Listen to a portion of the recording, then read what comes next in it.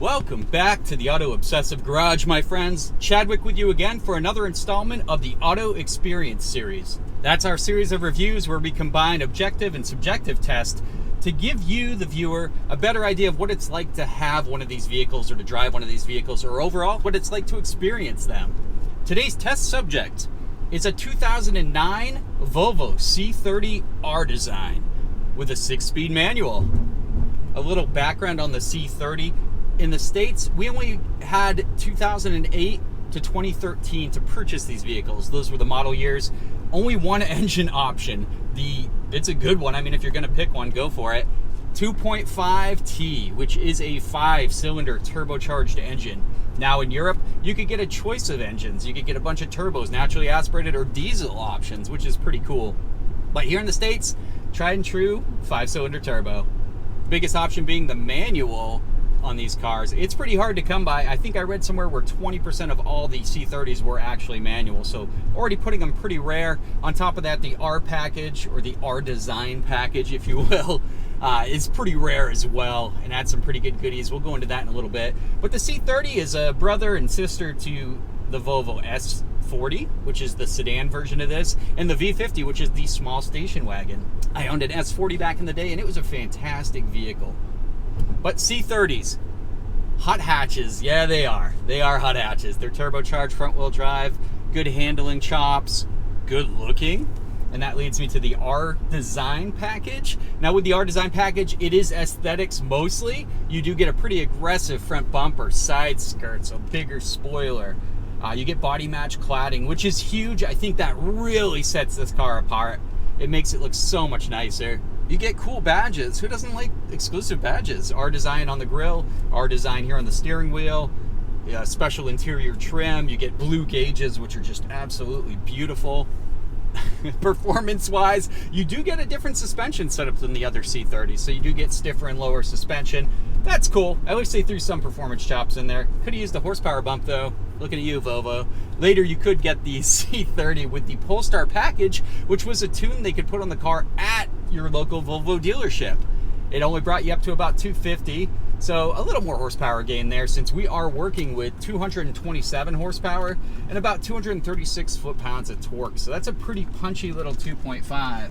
You heard me mention hot hatch, and I definitely stand by that. The C30, especially the R-Design, especially with a manual, is definitely a hot hatch. Its contemporaries were the Mini Cooper S, a great hot hatch, and the Golf GTI, a perennial great hot hatch. So it does compare favorably with them. It's right in there. It's right in there with them, performance-wise, numbers-wise. I think it's a little more refined than actually both of them. The car is very quiet. The clutch is very butter smooth, as is the manual gearbox interface. Completely, everything's smooth. It's so smoothed out. That kind of numbs the hot hatch experience just a little, though opening up the exhaust and then this 5-cylinder makes some rumbly tunes is gonna change that probably a little bit. It's a pretty stout little engine, pretty stout little car. Handling wise, very good too. Rarity, these are pretty damn rare, guys. C30s, we didn't get a lot of them here in the States, and you don't see too many on the road. In R-Designs, again, even rarer, than an even smaller chunk of that, manual. So if you're looking for a manual R-Design, it's a job to find one. We have 117K on the odometer in this one, so for 2009, that is pretty good mileage. That's fairly low mileage overall. The car shows in excellent condition, drives great. Man, the C30 is cool. It is based design-wise on the vintage P1800, which was kind of cool. The glass hatch definitely harkens back to that. Some of the body lines are shared too. It is just a cool car, and today I'm super excited to test it because you know me, I love a good hot hatch, and I think we have a pretty good one here, and I think this one's a really good daily focused hot hatch. It's very livable, very nice materials within, looks great, handles well, compliant ride. I don't know, we'll get into all that up ahead, but man, we're up in the canyons on a beautiful sunny day. It's time for us to decide if the C30 is just a really refined hot hatch. On to the objective tests.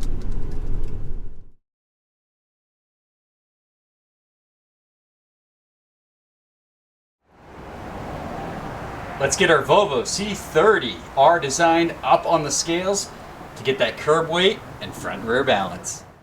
At 3,223 pounds, the C30 R-Design curb weight comes in right about even with its competitors, the Golf GTI and the Focus ST. Front and rear balance for the Volvo C30 R-Design is right in line with other front-engine front-wheel drive vehicles, with 62% of the weight over the front and 38% over the rear.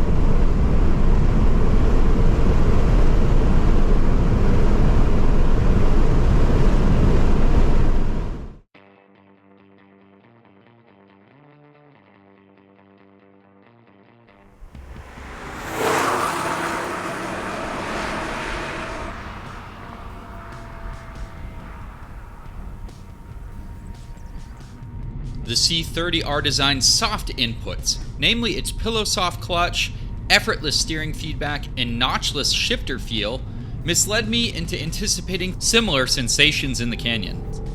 I'm beyond thrilled to report that that was completely wrong.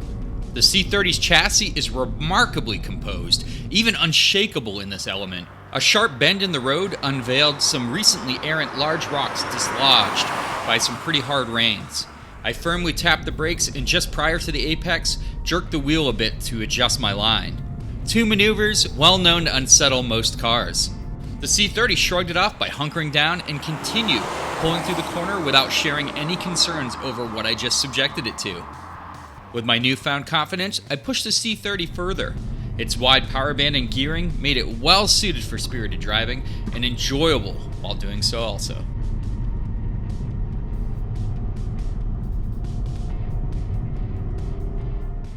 The C30's exterior design is one of the best, if not the best, modern hot hatch interpretation. Its styling is dynamic in all respects. It simultaneously exudes an upmarket presence with its well-defined lines and a bit of rebellious rule breaker baked in with flared fenders and aggressive body cladding. It's strikingly gorgeous from all angles. The rear is exceptionally captivating with its massive vertical taillights, nearly full glass hatch, and exaggerated roof spoiler. Being nearly 15 years old, the C30 still looks modern. It's able to stand out in a crowd without offending anyone as well. The design team at Volvo went full adventure mode sculpting this machine, and it paid off in dividends. The C30's interior is clean, timeless, and yet unique and distinctive. Materials are not opulent, but also far from Econobox grade. The R-Design blue gauges are strikingly gorgeous and emulate a well-crafted watch face. The waterfall center stack, an iconic Volvo interior piece, is well executed and brings an entertaining element to the overall layout here. The lack of any infotainment screen lends a timeless aesthetic that I greatly enjoy, and one very difficult to avoid in today's modern vehicles. Seats are comfortable, both supportive and covered in quality feeling leather. The C30 interior is a quality, spacious habitat to occupy.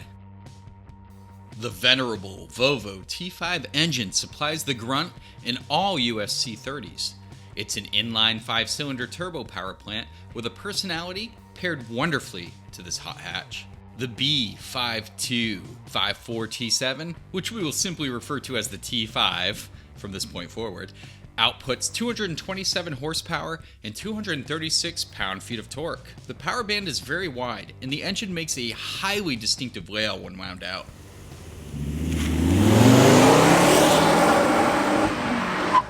This engine is a true Volvo gem, and with its 5-cylinder configuration, follows suit with the other unique attributes present in the C30.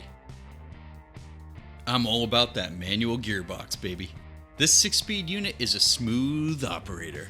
The M66 Getrag unit is not at all notchy. It glides effortlessly between gears. This pairs well with a clutch pedal, which also operates with a similar level of smoothness. This makes daily driving duties unbelievably easy work. Stop and go traffic is no longer a hassle. When rushed and spirited driving, I found the gearbox to be highly responsive. The C30's long gearing partners up with the engine's wide power band to deliver a fantastic performance duo. Opt for the manual transmission on this car, and you'll have zero regrets. Is the C30 T5 R-Design too refined to be a hot hatch? When discussing modern hot hatches, the usual suspects easily roll off the tongue: the Civic Type R, the GTI, Fiesta and Focus ST, Mini Cooper S. The list goes on, and I know there's many more on a global scale. Interestingly enough, the C30 T5 R-Design usually doesn't make it on many lists. The C30 was pretty uncommon in the States, even more so with the R-Design package. And with that sweet manual gearbox, a necessary ingredient to the hot hatch recipe in my book, is its rarity actually keeping it from being a well-known hot hatch? That may be a factor for sure, but can't be everything. Hot hatches tend to be a bit handful, a bit frenetic. Think Mini Cooper S and Fiesta ST. Two absolutely engaging hot hatches I've owned in the past. The C30 R-Design certainly lacks that twitchy persona, not as on edge as either of those cars. I strongly believe that this does not bar it from hot hatch status. It's simply a graduated, more refined hot hatch. It's got the aggressive looks, the abundance of power, and the handling chops to slay a canyon road. Don't overlook the C30 R-Design. It's a well-crafted, refined hot hatch, completely worth experiencing.